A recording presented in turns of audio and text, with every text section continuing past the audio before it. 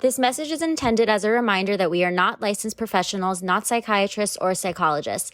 If you have a serious problem, please seek professional help. The National Suicide Hotline is 1-800-273-8255. That's 1-800-273-8255. There's some damsels in the DM. Yes, queen. Tell us what's the vibe. What's the vibe? There's some damsels in the DM.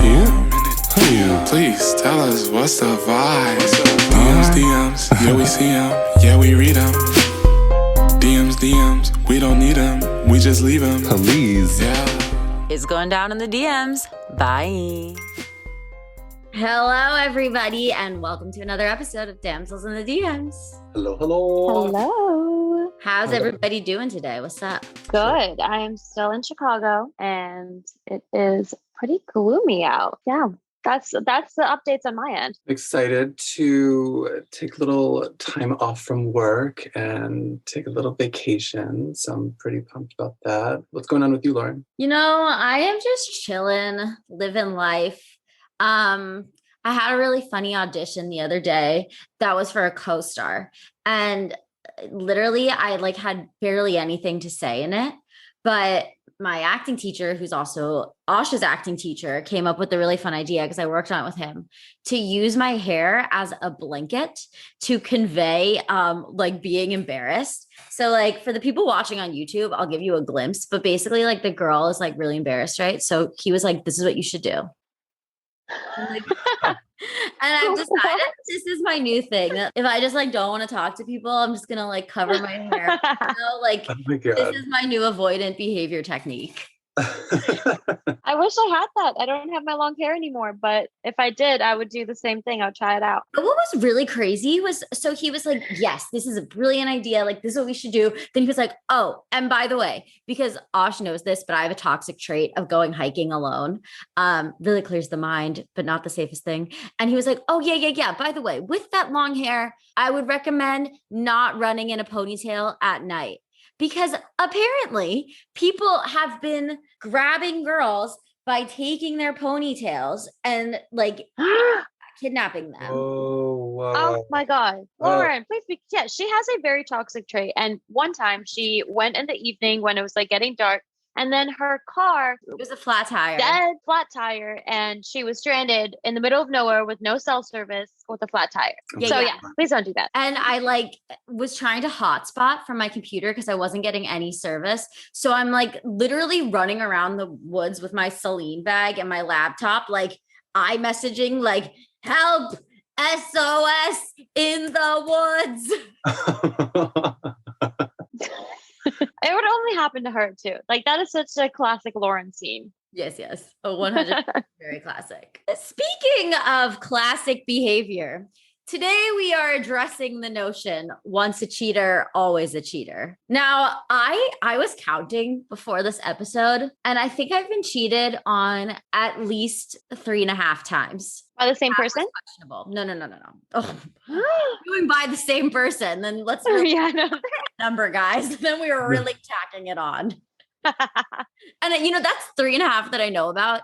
It could be more because I've mentioned this, but throughout high school and into the beginning of college, I was a serial dater. And when one becomes a serial dater, one does not always make the best decisions of who you're dating, because serial dating mentality is first person who will be my boyfriend, and I would kind of say that I was not going to be very intimate with a person unless they were my boyfriend. Because to me, having a boyfriend was what made me complete. And it's kind of weird to me because you would think that in my time alone would be when I developed my self-confidence and was able to really, achieve being okay being alone and also being okay with myself. But weirdly enough, I have been able to find that in my relationship with Brian.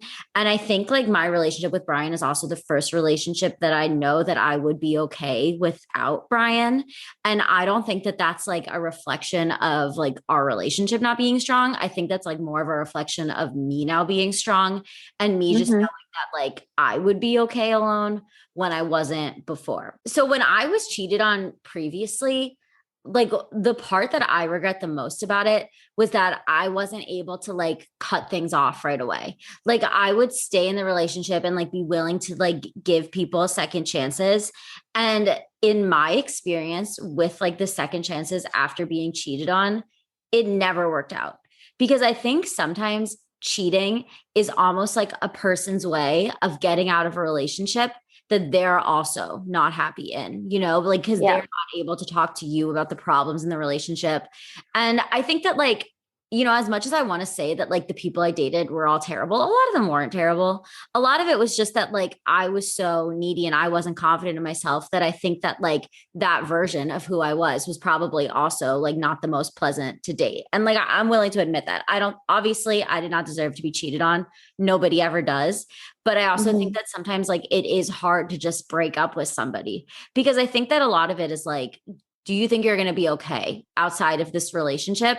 And sometimes we cheat because we're not happy, but we're not okay saying like, hey, I want to break up. Yeah, definitely. Yeah. But I'm curious though. You said 3.5. Yeah. What's a half? Okay. 3 times were like very much verbatim cheating on the book. The half was that, okay, so this was again, accidental. I was dating a guy. And like, to be fair, I was also toxic in this relationship, like needed a lot for him. I was not happy like with who I was when I was at Occidental. I was extremely insecure. And during this phase of my life, the guy broke up with me and we were like not fully broken up because it literally happened. Like that night, we were still like kind of like talking things, like maybe trying to work things through. He hooked up with a girl who I was like kind of friends with and also had class with. And like I said, God. Occidental is so freaking small that it's like, it's really hard to like hook up with like mutual people or whatever and not have it get back to the person. So like, then we were like officially done, but I had class with that girl for the rest of the semester. Also, like, I remember like, I was just in such a low place during this semester because like, the classes at Occidental were 12 people. It was an acting class. And it's really hard, as you know, like when you're acting to be vulnerable, when you don't feel comfortable, like in the atmosphere that you're in. So like I wasn't dating the guy anymore. Like it ended on like really bad terms. They hooked up once and were fully in a relationship. Like I call it a half because like it wasn't full on cheating because like we were technically breaking up, but like they got into a relationship like the day that we broke up. Wow. Oh my goodness. Yeah. It was just so bad because I saw them every single day, you know? Like I said, serial dating, you don't always even like care that much about that person because you're not choosing them for them. You're choosing them because you need a partner. So like, and this relationship was classic case for me. It was not because I was like choosing them. And honestly, like the only relationships that I feel like really deeply affected me in my life were the ones that I definitely chose them and I was not choosing them out of like a serial dating habit. But the half I feel like affected me somehow more than some of the like verbatim cheating situations because they entered a relationship so quickly. And like sometimes like I don't know, seeing the person move on to another relationship is even harder than like the actual act of cheating. But then it also makes you question, like, were they already talking before you guys broke up? You know, like, was there an overlap between you and him? Because technically it's probably not a half, it's probably a full. Right. But yeah. And then also, have you ever taken someone back after them cheating on you? Yes. Yes. Okay. Given them a second chance, they could turn into like the most angel person and like not, you know, like, it could be a whole once a cheater, never a cheater, like could be that.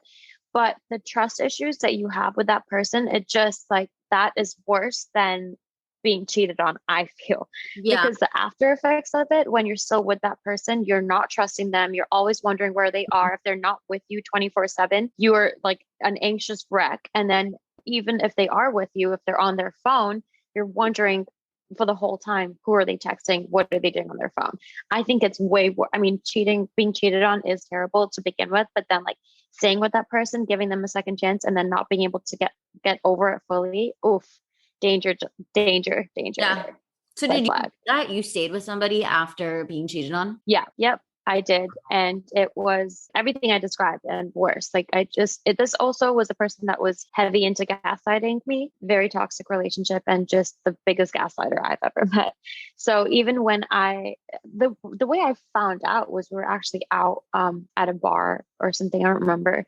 And I was telling him a story about this guy that I was dating previously who lived next to the bar. And because this guy that I was dating was not mentally there, he took it as I was cheating on him. I don't know how he got from point A to point Z, but like he somehow like put that in his head and then went with it and was just like acting crazy. And it's so crazy to the point that I was like, this is really weird. Like, I feel like people who act like that, like something's going on with them and they're just projecting onto me. So he went home and I went back to my apartment and his iPad was by my bed. I'm not someone who goes into people's things. I don't check people's phones. I've never been that person to like snoop around, but something was telling me to go into that iPad and look at the messages. And there it was, the girl that I was super insecure about, the girl that I was always like, are you sure that, like I just knew it was that I had a feeling about this girl from the beginning. And he's gaslighted me about this girl many times. And then I found the messages and I didn't even have to ask what happened because the messages between them, she detailed everything that happened in the text messages, which was weird. She was texting him and it's like, when this happened, and then when this, and I'm like, she's literally detailed everything that happened.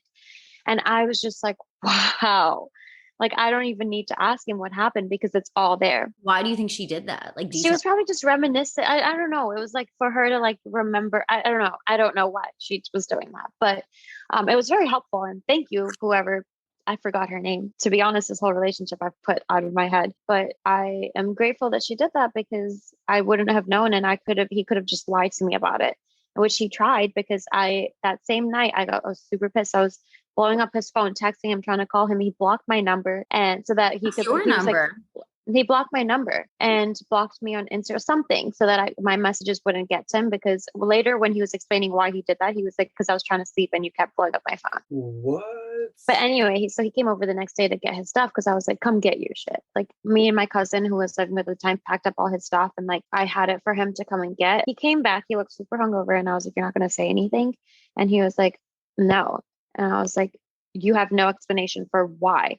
And then he tried to say that something was wrong with his iCloud. And these messages are from years ago and they're just coming in now. And I was like, you really think I'm an idiot, dude? Like, come on. But he was master manipulator. I was also very vulnerable. I was one of those in those situations where I don't know how I could be myself without this person outside of this relationship. And I was very much attached to this person. And so, yeah, got back together with him. And after that, I was like, I shouldn't have done that. Like, I should have just let him be miserable, like not being in this relationship, because he really tried hard to get back, and I should have just let him just be miserable and not gone back. Because after that, I was like super, super insecure about every little thing. And like, I had to make sure that he was with me 24/7. And if he wasn't, then I'd be freaking out. Jesus. Yeah. And how did that relationship end? It ended, it was like really bad. My whole family got involved and I moved to Chicago away from him. Oh, wow. Now I know. Yeah. You know which one it is. Yeah. You know exactly which one it is. But yeah, this one was a really bad one. This one goes down in the books, man. Like, how long were you together for? 1.5 years, maybe 2. But I don't know. This could have been not the first time that it happened, like he could have been doing it. And this is just the first time he got caught. Mm-hmm. But in my head, I've always believed that once a cheater, always a cheater, just because from all of my friends' relationships and everything that I've seen, that's just what I believe. But I'm also a strong believer in change and people changing. But I know the types of people that are the once a cheater, always a cheater. And the types of people that once cheated, but now never again. I've learned from it and I've changed. And it's just 2 very different types of people. And the ones that I date are the once cheater, always a cheater type people. Mm-hmm. Yeah.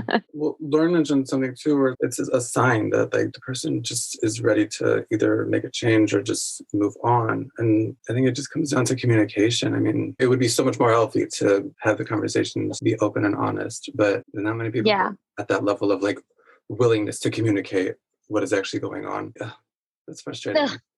Yeah, it is. And also, I believe there's two types of cheaters. One that's like one of those compulsive liars that are cheating because they either have an addiction or they're just not happy in their relationship, but still want to keep this person around because they're like the wife material, like the I'll do whatever for you material. So it's nice to have that, but then I can go around with whoever I want. I think there's those types of people, like one type of cheating. And the second type is the ones that it was a mistake. And I believe that there can be mistakes that happen and they feel like super horrible about it. Maybe it was like a drunken night out and there's something happened and they're just super guilty. They admit it to their partner and they're like, hey, I'm really sorry. Like, this is what happened. I know it's terrible. But I cheated on you, and they admit it. I think those are two types of people and two types of cheating. And the second one, I feel like for me is a little more excusable, more than the first one. But I mean, it really depends on what they share too, because like exactly. Can't trust these people. No. Yeah, I agree. And I also think that like the thing about cheating is that once it happens to you, it carries with you into your following relationships. And like it's really hard to shake the effects of being cheated on when you move on to your other relationships. And like you're saying, I 100% believe that good people cheat. Because I think that like I was saying, like cheating happens either there's people who are serial cheaters, but then there are people who aren't happy in relationships. They're not happy with themselves. They're going through something. We all like make mistakes. And I definitely believe in that. But I just think that like when you move on to other relationships after having been cheated on, it's really important that you find somebody who meets you where you are, because like you are going to have trust issues. Like I remember when I first started being serious with Brian, there were definitely trust issues. Like I was definitely anytime that he would go out with his friends, I wanted him to be texting me. He would be focusing out on people because Brian like goes out and he just is like so present with the people that he's with. He's not the type of person who's going to be on his phone. And that was really hard for me when we started dating because like I wanted to be like kept in the loop. And I think like through his support and through him like meeting me at like sometimes like my ridiculous requests, like texting me when he's out, like he would do those things to get me to a place like where I am, where I was comfortable, so that it kind of like got me over the hump of like PTSD from being cheated. So now like we don't have those like weird things. Like I'm not worried about when he goes out. Now it's like, fine, he doesn't have to be texting me all the time. I don't have that same PTSD, but I think it was really important that he met me where I was and like tolerated the PTSD effects that I was having in the beginning of our relationship. That's really fortunate that you had that. Yeah. Yeah, that's amazing. People wouldn't even be willing to hear what your thought process is, let alone be willing to like act in a way that would help you develop that trust that you're seeking. Yeah. That's when you know that's the one. Yeah. That's the one. That's the one. But no, I just think that's important. We do have to remember that you sometimes have to like make sacrifices and meet people where they are and like be willing to walk people through things. Because I think sometimes like after having been cheated on, it is hard to walk away from the relationship, like you were saying, and like how you stayed with him. And I remember like when I was cheated on, I was like at the point where I was ready to like say goodbye to that relationship. And the guy was like, no, like he was about to go to college. He was like, please come move me into college. Like, and when he like had started in college, he was really unhappy and like wasn't making friends and stuff. And I like became kind of a crutch for him, and like really we should have ended when he cheated on me over the summer. He cheated on me when he was at summer camp because he was a counselor and I was like at an acting conservatory in France, and like I should have been enjoying my time in Europe. I've talked about this before, but no, I was like, calling him, like spending my parents' money on the like international service random part of Pennsylvania while I'm in France. But regardless, like that relationship, like it's so hard to walk away from them when you're so attached and when you're in those situations, that I do think these conversations are like important to carry with you, that like when something like cheating happens, sometimes even if you think that you can work through it, the working through it is going to be actually harder than like dealing with the cheating itself. I agree. It's a lot of work and it's really hard, and people just need to be aware of what they're getting themselves into when they're taking someone back from cheating, because it's a lot. And you need to be fully ready to let go of everything that happened in the past to move on. Because if you can't do that, then the cheating's going to happen again, or you're just never going to be able to get over it. You're going to turn into a nervous wreck, and you're going to make them your priority rather than yourself and your own health. Yeah. We weigh out pros and cons for, what we shop for. So why wouldn't we do the same for especially like a romantic relationship? Exactly. Yeah. And like you were saying, and I mean, even in your current relationships, are you going to take somebody back? Like when you've been cheated on? I do think it's important to ask yourself, like, is this person going to meet you where you are then? Because like what you were talking about and the trust issues that you had and how you became dependent on that relationship, are they going to be okay with that? Are they going to be willing to like accept the effects of what they have done when you take them back? Like that's important. Yeah. And mine wasn't. Mine, I would have expected for them to work way harder on the relationship, but it probably got worse because it was just more gaslighting and more me walking on eggshells, more eggshells than I was in the past, because it still wasn't the greatest relationship, but it just got worse after that. You would think that someone, after being taken back is getting a second chance would want to work really hard and prove that they're not that person. But no, this one was the complete opposite. And that's a learning experience then, Yeah. Definitely. And I definitely came out stronger out of that. And I wouldn't have been able to go through all of the other heartbreaks that I've gone through after this relationship if I hadn't gone through it, because I'm so much stronger than I was. And now I can really deal with things and compartmentalize and just know what's important and what's not and move forward with the rest of my relationships. That's why all of these ghosting stories and all of my relationships now are more of I use it as comedic relief. One of my favorite sayings is life doesn't always work according to plan, but life's plan always works for you. Because I think back to all of the relationships that I was in and how hard they were and the insecurity, and it bothers me sometimes thinking about all the time I wasted on them that I could have been focusing on my career. But I also know that I'm so much more empathetic through having gone through them, that I understand people so much better. And I'm stronger through having gone through them, that I'm okay. I don't regret the decisions I made. And it took me a long time and a lot of therapy to get to that place. But I don't regret my serial dating. I don't regret taking people back from having cheated, because it all got me to where I am today. And I'm okay with that person, So I just think that when you are going through those cheating type situations, you just have to remember that this is part of the plan. This too shall pass. And this is just another challenge for you to get over, and you will. And you have to remember that maybe this isn't the relationship that isn't going to work out for you. And guess what? That's okay. Because I don't think relationships are always the end all be all. I think that there's multiple soulmates. And I think that you can find your soulmate in the strangest of places. Sometimes I think Ernie is my soulmate, No. I think that there's so many different types of relationships and honestly friendships that are there for you and that are all part of the plan that will help you get through these types of situations. You had mentioned once before too, how your partner is supposed to compliment you. As you were speaking, that's exactly what came to mind, where it's just it shouldn't be, I'm in this relationship, it should all be about that. It should definitely be reciprocal as far as just how much each person is supporting the other intellectually, creatively, emotionally, all of it. Yeah. Your relationship should never define who you are. No. And your partner should always just be an add-on, an extra bonus.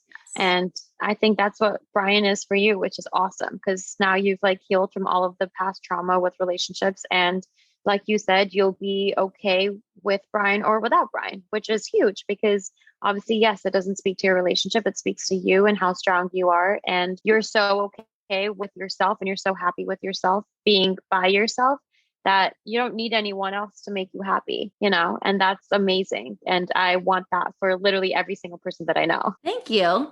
And me. I want it for me too. I think Instagram makes us think so much about, is this person a good representation of me? And I think the question we really should be asking is if you strip everything down, if the physical doesn't exist, if the social media presence doesn't exist, do you like who this person is at their core? Do you believe that person is a good person who's always going to be there for you and support you on your worst days and your best days? Because that's also a problem with people who don't want to support you when you're doing your best, jealousy is a thing.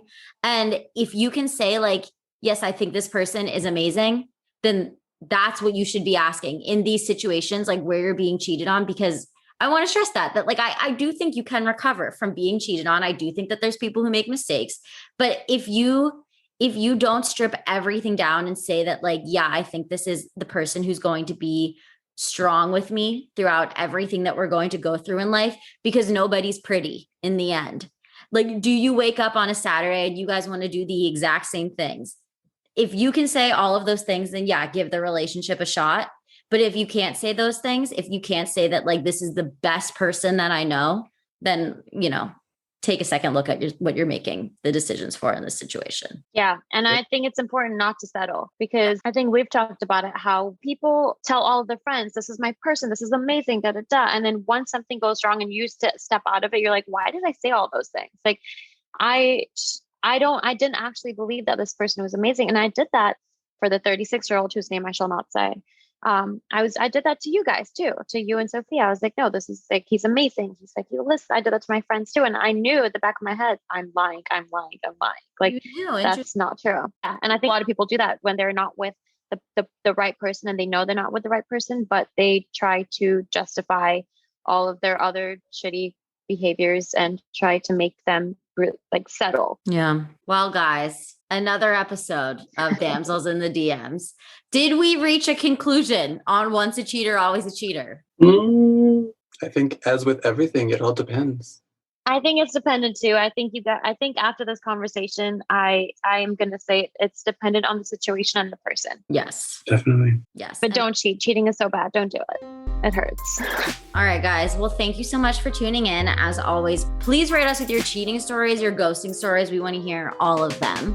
And follow us on Instagram at Damsels in the DMs, and subscribe on all of your podcasting platforms at Damsels in the DMs. Until next time. It's going down in the DMs.